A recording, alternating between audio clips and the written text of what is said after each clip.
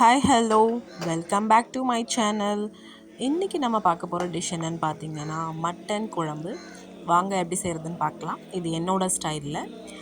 இதுக்கு நான் வந்து 1/4 kg மட்டன் எடுத்திருக்கேன். மார்னிங் டிஃபனுக்காக இட்லியோட சாப்பிட இல்லை ரைஸோடு சாப்பிட்றதுக்கும் எடுத்திருக்கேன்.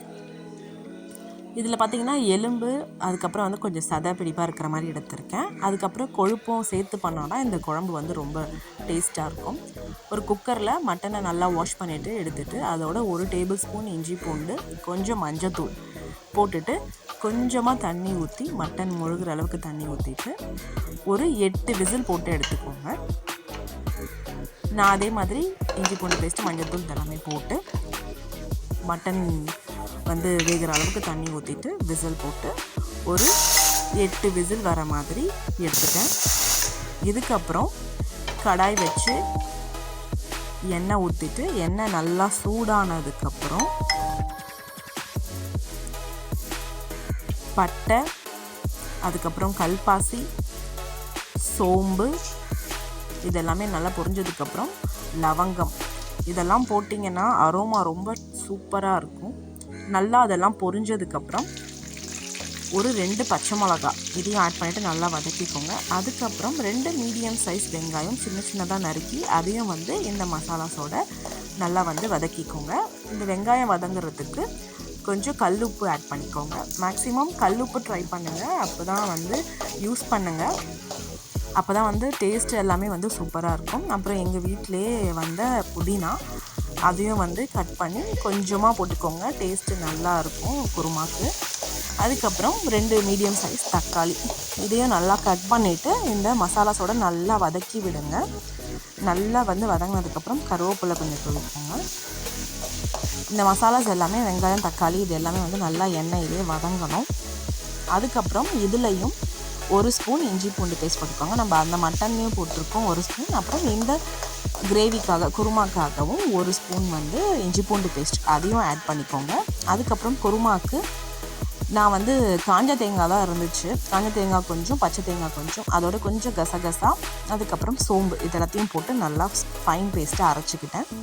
அதுக்கப்புறம் வீட்டில் அரைச்ச கரம் மசாலா, கொஞ்சம் மஞ்சத்தூள், அதுக்கப்புறம் வீட்டில் அரைச்ச மிளகாத்தூள். இதில் பார்த்திங்கன்னா வெறும் தனியா மிளகா மட்டும்தான் இருக்கும், நாங்கள் வேறு எதுவுமே ஆட் பண்ண மாட்டோம், அந்த தூள். அதுக்கப்புறம் காஷ்மீரி தூள் அது ஒரு 2 ஸ்பூன் போட்டுக்கோங்க கலருக்காக. இதை எல்லாத்தையுமே போட்டு எல்லா ஸ்பைசஸும் போட்டுட்டு நல்லா வந்து நம்ம வெங்காயம் தக்காளியோடு நல்லா வதக்கிக்கோங்க. நல்லா வந்து இந்த வதங்கி எண்ணெய் பிரிஞ்சு வரணும். அதுக்கப்புறம் நம்ம 8 விசில் இல்லை 9 விசில் போட்டு வச்ச மட்டன் அதை வந்து இந்த கிரேவியில் ஊற்றிக்கோங்க. ஊற்றிட்டு நல்லா வந்து ஒரு மிக்ஸ் கொடுத்துக்கோங்க. நம்ம போட்ட காரம், உப்பு, வெங்காயம், தக்காளி, அதுக்கப்புறம் ஸ்பைசஸ் இது எல்லாமே வந்து அந்த போட்ட மட்டனில் வந்து நல்லா மிக்ஸ் ஆகணும். நல்லா ஒரு கொதி வந்ததுக்கப்புறம் குழம்புக்கு எவ்வளோ தேவையான அளவோ அந்த தண்ணி ஊற்றிக்கோங்க. நான் வந்து 1 சொம்பு தண்ணி ஊற்றிருக்கேன்.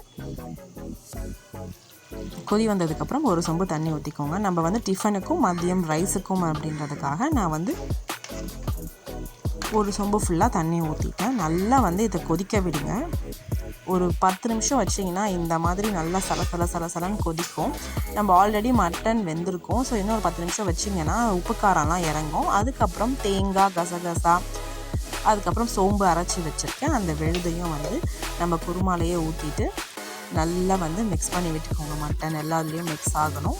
ஏன்னா தேங்காய் வந்து அடியில் போய் உட்காந்துரும். அதனால் நல்லா ஒரு மிக்ஸ் கொடுத்துட்டு அப்புறம் அந்த மிக்ஸியே கொஞ்சம் வாஷ் பண்ணிவிட்டு அந்த தண்ணியை ஊற்றி விட்டுடுங்க. ஊற்றிட்டு நல்லா வந்து கொதிக்கணும். இதுக்கு மேலே கருவேப்பிலை, கொத்தமல்லியை தூவி ஒரு 15 மினிட்ஸ் நல்லா கிளறி விட்டுட்டு ஒரு 15 நிமிஷம் வந்து ஸ்லோ ஃப்ளேமில் நல்லா இந்த குழம்பு வந்து கொதிக்கணும்.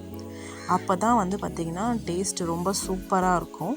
இந்த ஸ்டேஜில் உப்பு காரம் பார்த்துக்கோங்க. இதை நான் வந்து ஒரு 15 மினிட்ஸ் வந்து இதை நான் வந்து நல்லா கொதிக்க வச்சுருக்கேன். நல்லா கொதிச்சதுக்கப்புறம் பாருங்கள், நல்லா திக்காக ஒரு குருமா, நமக்கு மட்டன் குருமா ரெடி. சீரியஸ்லி இந்த ரொம்ப டேஸ்ட்டாக சூப்பராக இருந்துச்சுங்க. இந்த ஸ்டைலில் நீங்கள் ட்ரை பண்ணி பாருங்கள். ரொம்பலாம் மசாலாஸ் இல்லாமல் சட்டிலாக காரம் உப்பெல்லாம் கரெக்டாக இருந்தது. நல்லா மட்டனும் வெந்திருந்துச்சு. கறி வந்து எப்படி எரசாக இருக்கான்னு பார்த்து அதுக்கேற்ற மாதிரி விசில் போட்டுக்கோங்க. அதுக்கப்புறம் எனக்கு ஃபைனலாக கார்னிஷிங்க்கு கொத்தமல்லி தூவி இறக்கினீங்கன்னா சூப்பரான மட்டன் குழம்பு ரெடி. இதை நாங்கள் மார்னிங் டிஃபனுக்கு போட்டுக்கிட்டோம், நான் வீடியோ எடுக்கல. மதியமாக ரைஸுக்கு சுட சுட ஒயிட் ரைஸை வந்து அதோட இந்த மட்டன் குழம்பு வச்சு சாப்பிட்றதுக்கு அவ்வளோ டேஸ்ட்டாக இருந்துச்சு. நம்ம கொதிச்சதுக்கப்புறம் பாருங்கள், நல்லா மேலே வந்து அந்த கொழுப்புலாம் போட்டது அப்படியே நின்றுருக்கு. இது எப்போயாச்சும் நம்ம வந்து இந்த மாதிரி கொழுப்பு நிறைய போட்டு நம்ம சாப்பிட்டுக்கலாம். குழம்பும் அந்த அளவுக்கு ரொம்ப டேஸ்ட்டாக இருந்துச்சு. இதே மாதிரி நீங்கள் ட்ரை பண்ணி பாருங்கள். டேஸ்ட் எப்படி இருந்துச்சுன்னு கமெண்ட் பண்ணுங்கள். இதுக்கப்புறம் வேறு என்ன மாதிரியும் இதில் வந்து மசாலாஸ் ஆட் பண்ணலாம் அப்படின்றதையும் எனக்கு கமெண்ட் பண்ணுங்கள். சூப்பரான லன்ச் எனக்கு அன்றைக்கி முடிஞ்சது. கறியும் பார்த்திங்கன்னா நல்லா சாஃப்டாக இருந்துச்சு, நல்லா பஞ்சு மாதிரி பாருங்கள், அவ்வளோ சாஃப்ட்டு. நல்லா வந்து பிசைஞ்சிட்டு அந்த கறியை வச்சு ஒரு பைட் வச்சா டேஸ்ட்டு சும்மா சூப்பராக இருந்துச்சு. நீங்களும் ட்ரை பண்ணி பார்த்துட்டு டேஸ்ட் எப்படி இருந்துச்சுன்னு கமெண்ட் பண்ணுங்கள். தேங்க்ஸ் ஃபார் வாட்சிங். தேங்க்யூ.